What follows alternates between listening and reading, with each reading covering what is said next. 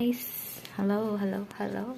So, update ko lang po yung sinabi ko nung last video ko na napakamahal yung scissor nila dito in Germany. Kasi, meron palang rason. No? Ayan, oh. Sabi ko pang pangit-pangit ng pagkagunting niya, oh. Ayan. Pero, not knowing na ngayon ko lang na-realize as in na hindi pala to para sa akin. I'm right-handed and for sure, ang ibig sabihin nito is for left-handed. Kaya pala na-X yung right. Kasi hindi siya para sa right-handed person. Kaya pala ang mahal. So, siguro mga, ayan. So, kapag siguro sa mga normal na scissor is mga 1 or 2 euros. Pero ito 5 euros talaga as in. Napakamahal. So, para pala ito sa